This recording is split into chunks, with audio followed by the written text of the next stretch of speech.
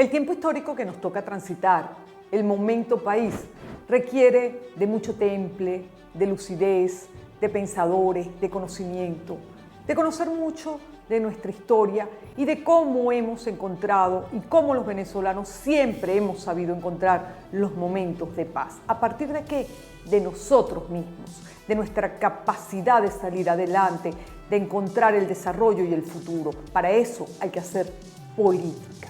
Hoy tendremos como invitado al doctor Rafael Arraiz, así que los invito a ver y escuchar este magnífico programa para este momento país.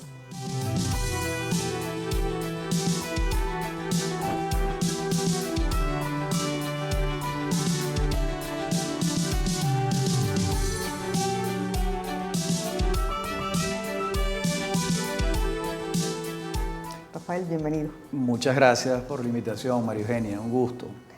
Rafael, como decía mientras introducía la conversación, en nuestra historia hemos tenido muchos momentos difíciles, dificilísimos. Sí, así es. Pero los venezolanos siempre hemos sabido encontrar los momentos de paz. Sí. ¿Podríamos recordar algunos de esos momentos tan difíciles de nuestra historia? Sí, quizás uno de los más difíciles son esos 2 años que van del terremoto de 1812, la llegada de Monteverde y la huida a Oriente, cuando Boves entra a Caracas y prácticamente toda la ciudad se va a Oriente y mueren miles de personas por el camino. Ese es uno de los momentos más trágicos de nuestra historia, ¿no? Después, otro momento muy difícil es la Guerra Federal, los 5 años de la Guerra Larga, el país quedó devastado, arrasado. Pues la gente no se da cuenta de que las guerras no solo son las guerras, sino que abandonas los cultivos, abandonas el ganado. Entonces, no solo son las muertes de las guerras, sino lo que pierdes de productividad. Las migraciones internas. Las migraciones, los desplazamientos internos. Las guerras son una tragedia siempre. Y no podemos olvidar que entre 1830 y 1899 hay 39 alzamientos militares, 39 revoluciones, ponle tú las comillas del caso. Eso es un promedio de un escenario bélico menor o mayor cada más o menos año y medio. Un país destruido. Un país destruido. El siglo XIX venezolano fue terrible económica y socialmente porque Venezuela no encontraba la paz. Hay un momento importante y es en 1870 cuando Antonio Guzmán Blanco, que ya había participado en la Guerra Federal y conocía este país de la A a la Z, porque además era hijo de Antonio Leocadio, o sea que tenía la memoria de su padre y la experiencia de él. Y él llega a un avenimiento con los caudillos regionales y dice, bueno, déjenme trabajar, vamos a entendernos, yo respeto los fueros de ustedes en las regiones, respétenme a mí. Y hubo entonces unos pocos años, muy pocos, de paz, donde Guzmán Blanco implementa las grandes reformas políticas y económicas y urbanísticas. ¿Sí? Del siglo XIX venezolano. Guzmán es un personaje esencial, ¿no? Con sus luces y sus sombras, ahí tenemos, con sus luces y sus sombras, sí. Pero logró echar adelante un país en medio de tanta oscuridad. Así es, yo no sabría cuántas más luces o sombras tiene, yo creo que tú tampoco, pero es un personaje histórico. Sí. El solo decreto de instrucción pública gratuita y obligatoria, la creación del matrimonio civil, la creación del acta de nacimiento, el acta de defunción, todo ese mundo civil que él va instaurando. Es una especie la construcción en el de país. Laicización del Estado. Sí. Y bueno, y lo poco que tiene Caracas lo hizo él, el Palacio Federal Legislativo, el Parque El Calvario, etcétera, etcétera. O sea, es un hombre de una gran importancia histórica que pudo hacerlo cuando alcanza cierta paz. El otro momento, y he hecho la película para atrás, donde se alcanza cierta paz y hay un crecimiento económico, es el periodo que va de 1830 a 1847, cuando gobiernan Páez y Sublet alternándose, y Páez tiene una política relativamente parecida a la de Guzmán, que es entenderse con los caudillos regionales, evitar la guerra cuantas veces fuese posible. A veces no podía evitarlas y tenía que salir al enfrentamiento bélico. Y ahí hay un crecimiento. Sobre todo yo se lo atribuyo a un personaje esencial de ese periodo que es Santos Michelena. Sí. Primer canciller, el organizador de la hacienda pública venezolana. Un pensador. Un pensador, un hombre con ideas liberales claras. De modo que en el siglo XIX vamos a tener esas circunstancias, ¿Qué ¿no? podemos encontrar en común que nos llevó de salir de la guerra y del caos económico y social y de un país tremendamente pobre y deprimido a avanzar a partir de estos dos hechos? Los hombres y los héroes civiles, los pensadores, el que los caudillos lograron entender que primero estaba el país que sus propias posiciones, Sí. un mediador, la Sí. inteligencia o todo junto. Todos juntos, y lo indispensable es que haya paz, que no haya guerra, de manera de que la producción agrícola y la producción pecuaria puedan funcionar y se genere riqueza, porque en guerra nada de eso funciona correctamente. Entonces, la paz está vinculada estrechamente con la productividad económica, y esa es la clave del crecimiento y del desarrollo social. En medio de la pobreza que provoca la guerra, pues no hay manera de salir del atasco. Y después en el siglo XX tenemos unas paradojas extrañas, y es lo que yo llamaría la paz a sangre y fuego del general Gómez, ¿no? Es decir, él alcanza la paz, pero ¿cómo? Metiendo a los adversarios en la cárcel, enviándolos al exilio. Sin embargo, el general Gómez tiene unas facetas, a mi juicio, muy positivas. Con él y con Cipriano Castro termina el caudillismo regional. Acaba con todo. Sí, pero entra una etapa de oscuridad cultural y educativa muy grave. Claro. Hay que pensar que la Universidad Central de Venezuela, Gómez la cerró casi 10 años. O sea, Claro, tuvo un país tranquilo al nivel de los caudillos, Sí. pero eso trajo consigo la oscuridad intelectual. la paz de los sepulcros. Vamos a Pese llamar. a que tuvo intelectuales alrededor de él. ¿Cómo no? Todos los positivistas, Por eso. donde se dan además unas paradojas fascinantes, porque todos estos positivistas, Laureano Vallenilla, Arcaya, Sumeta, Lisandro Alvarado, Gil Fortul, son agnósticos. Sí. Y sin embargo Gómez es el que le abre las puertas a las congregaciones religiosas otra vez. Eso es una gran paradoja. Y Una los gran- hombres que escriben la gran historia del siglo XIX y XX, Gil Fortul, los hombres que escriben sobre caudillismo, lo acabas de mencionar, es decir, los hombres que están al lado del caudillo. Son intelectuales de gran valía. Sí. Hay que ver lo que es Gil Fortul y Arcaya, o sea, Sí. son obras fundamentales. O Vallenilla Lanz, con O su Vallenilla. gendarme necesario. El gendarme necesario es un libro indispensable. Es una gran paradoja, y que además él le abra las puertas a los jesuitas. Por ejemplo, los jesuitas fundan el Colegio de Mérida y el Colegio de San Ignacio, que pronto cumple 100 años, ¿no? Entonces, ahí hay una paradoja interesante. Y bueno, y después los otros momentos donde los venezolanos hemos alcanzado la paz, yo creo que hay un momento estelar que es el Pacto de Punto Fijo. Sin duda. Porque es la paz entre los partidos políticos, que en la experiencia del trienio han sido tremendamente beligerantes, muy belicosos, se han dado dentelladas entre ellos. ¿A qué atribuyes la carga negativa que muchos le dan al solo nombrar la palabra pacto, incluso sin nombrar pacto de punto fijo? ¿Por qué necesariamente tiene que tener una carga negativa si para entenderse y para avanzar las naciones necesariamente necesitan pactos sociales, Yo pactos no lo políticos, entiendo. pactos económicos? Yo no lo entiendo, yo creo que es fruto de la ignorancia, etcétera. Mira, el Tratado de Coche, que le da fin a la Guerra Federal, sin ese tratado entre José Antonio Páez y Juan Crisóstomo Falcón, no se hubiese alcanzado la paz. Claro. Los pactos son indispensables, los pactos, los diálogos, las negociaciones, eso forma parte de la política. Lo otro es la guerra. Las sociedades avanzan sin pactos. No pueden avanzar sin pactos.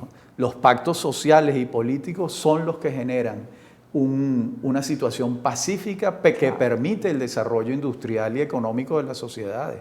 De lo contrario no puedes. Estás en un solo pleito, que fue lo que ocurrió en Venezuela durante todo el siglo XIX, ¿no? Y que pareciera que está ocurriendo de nuevo en estos 20 Tenemos 20 últimos años en pleitos, ¿sí? Tenemos 20 años en pleitos, son 20 años en muchos sentidos perdidos. En un retroceso histórico. En un retroceso histórico, y hay que buscar la manera de que los venezolanos nos entendamos, sin excluirnos ninguno, todos tenemos que estar allí, ¿no? Yo soy de las que piensa, esto es muy subjetivo, es mi manera de pensar, que estamos al final del cierre de un ciclo histórico y que por eso el retroceso ha sido tan violento, el violento económico, social, político, etcétera. ¿Tú piensas que estamos cerrando un ciclo, iniciando Yo otro? creo que hay ¿Cómo? signos de eso. Por ejemplo, en prácticamente todo el planeta se ha asumido la economía de mercado. Ya prácticamente nadie asume el socialismo en su dimensión de economía planificada. Eso no existe en ninguna parte, salvo los intentos venezolanos, Cuba y Corea del Norte. China es la adalid del libre comercio en el mundo. En ese sentido, creo que estamos en un cambio histórico. Además, la democracia en los últimos 50 años en todas partes del mundo ha ido avanzando. Tú haces la foto del mundo hace 50 años y ahora, y hoy en día hay muchos más países democráticos que antes. ¿Y eso implica la calidad de la democracia? ¿Somos más países democráticos, pero hay más democracia? No necesariamente, porque el tema de la democracia es un tema cultural que empieza en la casa, en el preescolar y en la escuela primaria. Tú tienes unos cortocircuitos muy raros cuando tú eliges a tus gobernantes, pero la relación que tienes con tus padres es absolutamente autoritaria. Exacto. O cuando la relación que tienes con tu maestro es una relación de terror, porque el maestro no tiene espíritu democrático. O sea, ese es uno de los grandes temas. ¿Cómo hacer de la democracia un espíritu convivencial para la formación de la ciudadanía? Y ese es un tema cultural que toma mucho tiempo. La gente vive en el mito absurdo de creer que la gente que tiene carácter y que resuelve las cosas sin consultar es la que sirve. Es al revés. Eso la gente por el gendarme necesario, tal vez. Ahí no estoy de acuerdo con Vallenilla. La gente que toma decisiones inconsultas, que no busca asesores, que no tiene diálogos democráticos antes de tomar las decisiones, es la gente que más se equivoca. Claro. Nadie es especialista en todo. Así es. Entonces, ese espíritu democrático falta en el mundo, por supuesto, pero yo creo que la humanidad va hacia allá, porque ese es el destino del hombre. Mejorar la calidad de la democracia. Mejorar la calidad de la democracia y atender a lo que le dice el Quijote a Sancho. El mayor valor, Sancho, por el que debemos dar la vida es la libertad. Es verdad. Y esa es la verdad. Sí, el hombre busca la libertad siempre. Siempre. Siempre. Es así. Hablando de libertades y de libertad, de los grandes pensadores y de los grandes héroes civiles, ¿cuáles te vienen ahora a tu memoria que es importante para este momento país? Tal vez releer, buscar, investigar por los momentos y por la labor que jugaron en un determinado tiempo histórico. Rocio, sin la menor duda. Estamos con Juan Germán Rocio y el triunfo de la libertad sobre el despotismo. Estamos con el texto de teoría política y cultural más importante de todo el periodo independentista, muy por encima de lo que escribieron otros. Eso es un libro, un tratado de justificación de la libertad a partir de la Biblia, que Rocio era prácticamente un teólogo católico. De modo que ese es un hombre muy importante, que los venezolanos no podemos olvidar. Estamos hablando del redactor del Acta de la Independencia, el redactor de la Constitución Federal de 1811. Es un gran venezolano que yo siento que hay que colocar siempre sobre la mesa. Otros más, por supuesto el doctor Vargas, un ejemplo de dignidad. Tan nombrado en estos momentos. Tan nombrado el doctor Vargas es una belleza de personaje, indudablemente. Santos Michelena, un hombre muy importante, es el organizador de la Hacienda Pública Venezolana, el primer canciller, el que logró el Tratado Pombo-Michelena que favorecía a Venezuela y el Congreso venezolano no lo aprobó en el tiempo estipulado y los colombianos lo revirtieron. Michelena es un personaje bellísimo, muere trágicamente por estas andanadas autoritarias de los hermanos Monagas en 1948. De modo que hay muchos personajes civiles a los que señalar. Y en el orden femenino, yo soy un enamorado de Teresa Carreño. Sin duda. Estamos hablando de una mujer que en el siglo XIX tuvo muchos hijos, recorrió el mundo, llegó a ser probablemente la latinoamericana de mayor entidad musical en el planeta y tuvo una vida personal absolutamente de avanzada. Totalmente. Una mujer que se casó 5 veces en el siglo XIX, ¿sabes? ¿Te imaginas lo que es eso, no? Sí, rompió con todos los paradigmas de la época en Venezuela y en el mundo. Y en el mundo. Sí. Y puso nuestro nombre muy en alto en el mundo también. Así es. Y era una caraqueñita, ¿no? ¿Es una época de romper paradigmas? Sí, yo creo que sí. Aquí estamos en un buen momento para pensar todo otra vez y sobre todo desmitologizar la historia, revisarla con la cabeza metida en una hielera, tratar de ver los hechos. Me encanta esa frase de la hielera. No reproducir mitos que no nos resuelven nada, sino tratar de usar la cabeza para entender nuestros procesos históricos. Algunas personas, políticos y gente de la sociedad civil, suelen utilizar al análisis histórico de otros momentos históricos de otros países para dar una explicación a lo que vivimos. Sí. Y yo suelo pensar que cada país tiene unas características muy propias, Sí. y que a veces resulta muy peligroso trasplantar o tratar Así de es. trasplantar experiencias propias a otros lugares, a otros momentos, sobre todo cuando puede haber 30, 40, 50 años de diferencia. Sí. Y los personajes además son atípicos y los contextos también. Así es. ¿Es posible que se puedan hacer paralelismos tan a la ligera? Yo creo que no. Yo creo que no. Sin embargo, por ejemplo, hay unos hechos que llaman la atención. La transición chilena se pudo hacer porque Augusto Pinochet estuvo 8 años al frente de las Fuerzas Armadas. Sin duda, tuvieron que negociarlo. La transición española se pudo hacer porque Adolfo Suárez, que había sido ministro de Franco, estuvo al frente de la transición. Sí. La transición venezolana de Pérez Jiménez la hace Wolfgang Larrazábal, un militar que estaba a las órdenes de Pérez Jiménez. Esto quiere decir que todas las transiciones requieren de alguien de adentro del que se está pasando la página. Pues no necesariamente, pero estos hechos históricos algo te señalan. Lo que te están señalando es que las transiciones y los cambios políticos tienen que incluir a todos. Las transiciones se piensan desde la oposición, pero se negocian con el poder y desde el poder. Por lo tanto, necesita la aceptación de todas las partes y la participación. Clarísimamente dicho, es así. Tú no puedes hacer una transición desde la oposición solo cuando el que tiene el poder no la acepta de ninguna manera.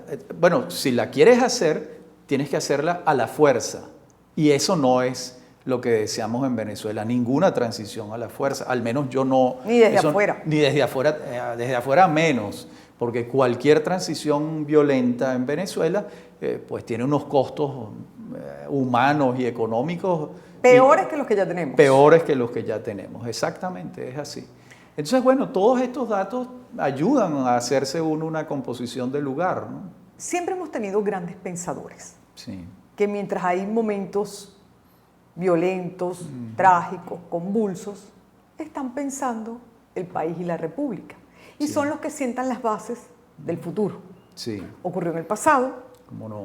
Y seguramente está ocurriendo en el presente.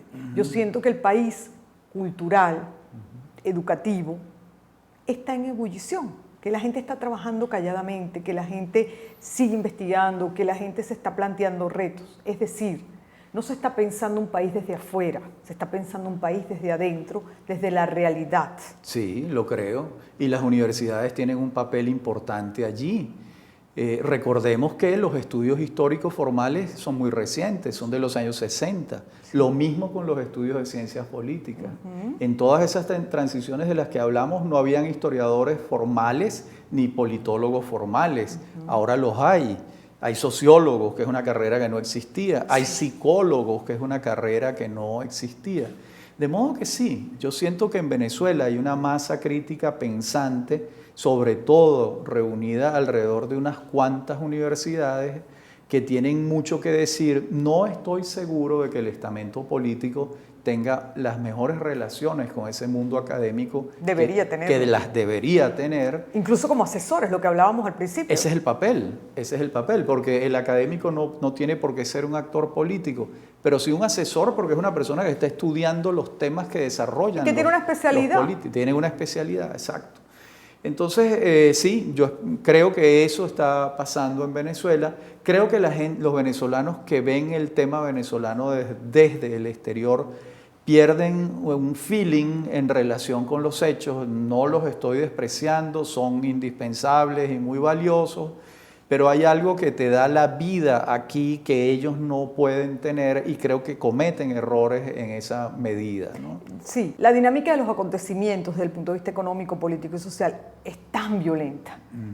A diario las transformaciones son tan grandes, no necesariamente para bien, pero Sí. es la evolución de los hechos, que cuando una persona, por mucho que conozca su país y lo quiera y esté pendiente de las noticias, tiene 1 año, 2, 3, 4, 5, 10, no hay manera de que conozca la realidad. Es muy difícil, es muy difícil. Y si esa persona tiene 20 años, por más que siga en una universidad en el exterior, por más que siga en Es contacto muy con su difícil, familia, por sí. más que quiera el país no es ni la sombra de lo que era hace 20 años, ni hace 5. Ni hace 5, tal cual. Los últimos 5 años ha habido cambios muy grandes. Sí, yo coincido con eso. De todos modos, las opiniones de afuera también son muy necesarias y valiosas, pero las de adentro me parece que deben ser las que prevalezcan, ¿no? Las más realistas. Las más realistas. ¿En qué momento país estamos? ¿Y qué necesitamos? Bueno, estamos en un momento país en el que yo siento que va a producirse un cambio político y económico. Económico por una razón muy sencilla. Cuando Caldera le entregó el poder a Chávez, la producción petrolera era de 3.500.000 barriles. Estamos en 700.000. Ya casi dejamos de ser un país petrolero. Colombia produce más petróleo que nosotros. Y eso le sumas que no tenemos el elemento agrícola, porque los campos están abandonados. Los cambios, y ahí podemos decir que somos marxistas. Es decir, esa realidad económica va a traer unos cambios. El desarrollo de las políticas públicas es inevitable. Venezuela fue un país petrolero durante 100 años y eso está cambiando. Es imposible que en la esfera política no tenga unos cambios. Creo que estos 20 años también han servido para demostrar que la centralización política es inconveniente, que desampara a la gente en las comunidades locales. Sí. Creo que en una nueva vuelta de tuerca de la democracia en Venezuela hay que profundizar mucho más la descentralización, el federalismo. Coincido totalmente. Estaría el país un poco mejor si no fuera un Estado central. Por lo menos las comunidades, siempre tuvimos una vocación centro-norte costera y siempre estuvo el regionalismo y cada uno se encargaba de su región. Ahora, ¿cómo hacemos? Es así, y lo poco de democracia que ha quedado después de este proceso vive en esas comunidades locales donde se siguen eligiendo alcaldes y gobernadores, con unos presupuestos muy precarios y con un acorralamiento por parte del Estado central, pero allí está eso hay que recuperarlo, una democracia descentralizada, un poder atomizado. El centralismo, estos 20 años nos han demostrado que el centralismo es absolutamente improcedente, improductivo. Inoperante. Claro. Entonces, esa es una de las grandes enseñanzas históricas que podemos tener. ¿Qué le dirías tú a la gente que te está viendo? Ya no solo escuchando porque te escucha en radio, pero a la gente que te está viendo hoy en Vale TV, sobre este momento país, sobre la esperanza, sobre el futuro, sobre lo que estamos transitando. Yo les recordaría lo que le ocurre a El Quijote y a Sancho. Y la gente puede que no les guste lo que les voy a decir. Cuando El Quijote termina, El Quijote se ha sanchizado y Sancho se ha quijotizado. La Venezuela de hoy no puede tener futuro si nos mantenemos los venezolanos separados. Tenemos que quijotizarnos y sanchizarnos todos, porque de allí es que va a salir una síntesis que nos permita avanzar y establecer una comunidad pacífica a través de la política y no a través de la violencia. Eso es lo que yo les diría. Gracias. Vamos a rescatar que es necesario, y más que nunca, el ejercicio de la política, los intelectuales y los científicos y la gente preparada como asesores de los políticos para echar y empujar el país hacia adelante en un cambio de paradigma que tiene que darse. Así es, María Eugenia. Gracias, Rafael. Muy buena conversación. Te lo agradezco. Amigos y amigas, espero que disfruten tanto como yo la conversación con el doctor Rafael Arraiz.